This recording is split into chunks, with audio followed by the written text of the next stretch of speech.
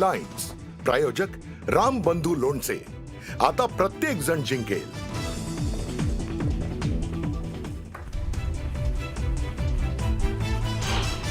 शिवसेना उभाठा आणि मनसे युतीचा आज वचननामा जाहीर होणार. दुपारी 1 वाजता शिवसेना भवनात राज आणि उद्धव ठाकरेंची एकत्र पत्रकार परिषद.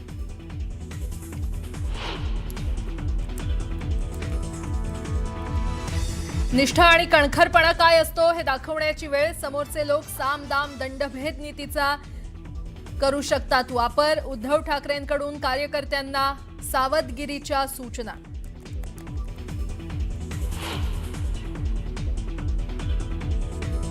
मुंबई पालिका निवडणुकीत बंडखोरी करणाऱ्यांवर शिवसेना उभाठा पक्षाकडून कारवाईचा बडगा. अपक्ष लढणाऱ्यांची सेनेतून हकालपट्टी.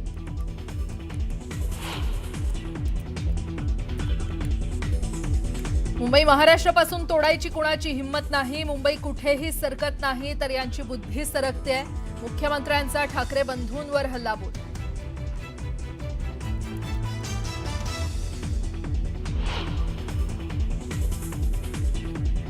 बकासुराच्या तावडीतून मुंबई सोडवायची आहे. यांचा मराठीचा नाही तर मलिद्याचा. जनतेनं बँड वाजवल्यावर ब्रँडची आठवण आली. एकनाथ शिंदेंची ठाकरे बंधूंवर टीका.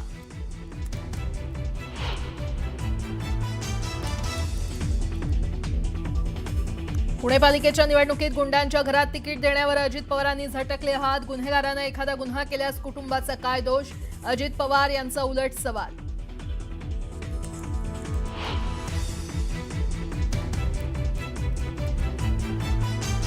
एकोणतीस महानगरपालिकांसाठी 15,931 उमेदवार रिंगणात. मुंबईत सर्वाधिक 1,700 मैदानात. सर्वात कमी उमेदवार इचलकरंजीमध्ये.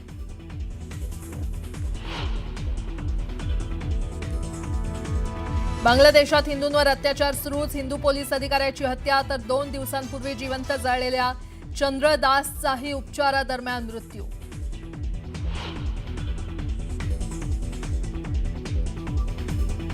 डोनाल्ड ट्रम्प यांनी केला व्हेनेझुएलावर ताबा मिळवल्याचा दावा. अध्यक्ष मादुरोंना बनवलं बंधक. हुकुमशहाला हटवण्यासाठी कारवाई केल्याचा ट्रम्प यांचा दावा.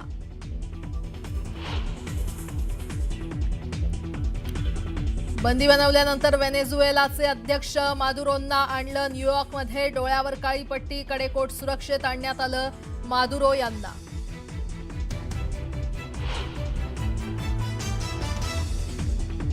न्यूझीलंड विरुद्धच्या सामन्यांसाठी भारतीय संघाची घोषणा. गिल कर्णधार तर श्रेयस आणि सिराजचं पुनरागमन. बुमराह आणि हार्दिकला विश्रांती.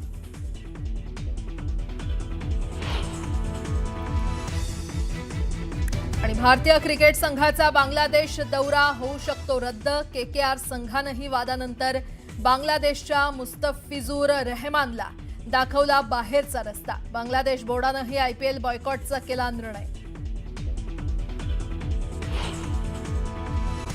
आपलं स्वागत आहे. सुरुवातीला एक मोठी बातमी. मुंबई महापालिका निवडणुकीसाठी सर्वच पक्षांनी मोर्चे बांधणी सुरू केलेली आहे आणि आज दोन्ही ठाकरे बंधू आपला वचननामा जाहीर करणार आहेत. दुपारी 1 वाजता दोन्ही ठाकरे बंधूंची पत्रकार परिषद होणार आहे.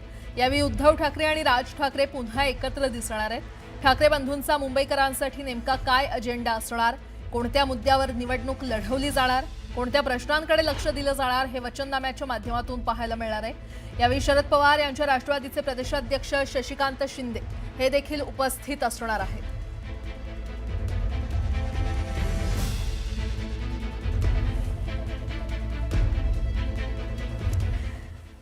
निष्ठा आणि कणखरपणा काय असतो हे दाखवायची वेळ आली आहे असं म्हणत उद्धव ठाकरे यांनी महायुतीला इशारा दिलाय. गाफील राहू नका. केलेली कामं आत्मविश्वासानं सांगा.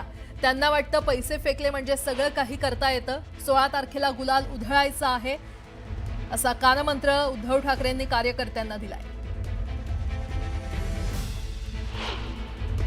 पण समोरची लोकही पाताळ यंत्री आहेत. ज्याला सामदाम दंडभेद म्हणतो हे सगळे इकडे वापरण्याचा प्रयत्न होईल. आणि त्यावेळेला निष्ठा म्हणजे काय असते आणि कणखरपणा म्हणजे काय असतो हे आपण त्यांना आता दाखवून देण्याची गरज आलेली आहे. कारण नाहीतर त्यांना असं वाटतं पैसे फेकले का सगळं काही करता येतं. पण आता ही लोक शहाणी झालेली आहेत. त्यांनी जर का पैसे फेकण्याचा प्रयत्न केला तर तुम्ही सगळे मिळून त्यांना फेकल्याशिवाय राहणार नाही हा मला आत्मविश्वास. बस फक्त कुठे गाफील राहू नका. मुंबई महानगरपालिकेच्या निवडणुकीत पक्षाचे आदेश न जुमानता अपक्ष लढणाऱ्या पदाधिकाऱ्यांवर ठाकरेंच्या सेनेकडून कारवाई करण्यात आलेली आहे.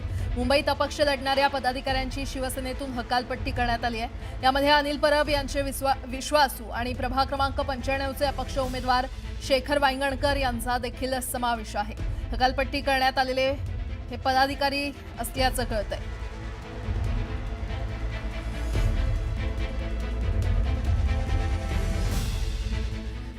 मुंबई महानगरपालिकेच्या प्रचाराचा नारळ भाजप आणि शिवसेनेनं फोडलाय. आज वरळीमध्ये खरं तर कालच वरळीमध्ये महायुतीची प्रचार सभा पार पडली. यावेळी मुख्यमंत्री देवेंद्र फडणवीस आणि एकनाथ शिंदेंनी ठाकरे बंधूंवर सडकून टीका केली आहे. मुंबई तोडण्याच्या भाषेवरून मुख्यमंत्र्यांनी विरोधकांना सुनावले. मुंबई तोडण्याची हिंमत कुणाच्या बापात नाही असं फडणवीस म्हणालेत. मुंबईचा महापौर हिंदू आणि मराठीच होणार असं फडणवीस म्हणालेले आहेत. तर शिंदेंनी कवितेतून ठाकरे बंधूंवर निशाणा साधलाय. जनतेनं बँड वाजवल्यावर आता यांना ब्रँड आठवलाय असा टोला शिंदेंनी ठाकरेंना लगावलाय.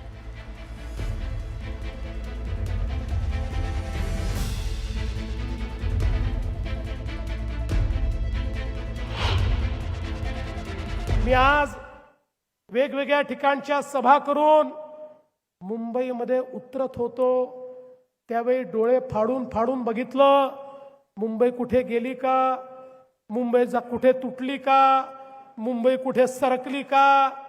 मला तर मुंबई तिथेच दिसली. पण निवडणूक आली की काही लोकांना मुंबई उत्तरेकडे सरकताना दिसते. अरे तुमची बुद्धी सरकते, मुंबई सरकत नाही. मुंबई तिथेच असते. अरे हे मुंबई महाराष्ट्रापासनं तोडण्याची हिम्मत कोणाच्या बापाच्या बापातही नाही. आणि आमच्या सोबत तर या ठिकाणी हिंद हृदय सम्राट शिवसेना प्रमुख बाळासाहेब ठाकरेंचा ढाण्या वाघ एकनाथ शिंदे देखील आहे. परवा वारिस पठाण बोलून गेले, मुंबई में बुरखे वाली मेयर बनेगी. आम्हाला वाटलं आता मराठी माणसाबद्दल बोलणारे तुटून पडतील, पण मला समजलंच नाही. अचानक भोंग्याचे सेल डाऊन झाले. सकाळचा भोंगा बोलेनाच, विचारलं तर तोंडातनं शब्दच निघेना. एक जण यांच्यातला बोलायला तयार नाही, हे त्याचं उत्तर देण्याकरता देखील तयार नाही. आता आम्हालाच त्यांना चार्ज करावं लागेल, तर कदाचित या भोंग्यातनं आवाज निघतील. आणि म्हणून त्यांच्या छातीवर उभं राहून सांगतो, या ठिकाणी महापौर हिंदूच बनेल, या ठिकाणी महापौर मराठीच बनेल. इतकी वर्ष मुंबईला भ्रष्टाचाराची मगरमिठी पडली होती, आता ते सोडवायची आहे ना. आणि म्हणून आपल्याला या मगरमिठीतून मुंबईला आणि मुंबईकरांना सोडवायचं आहे.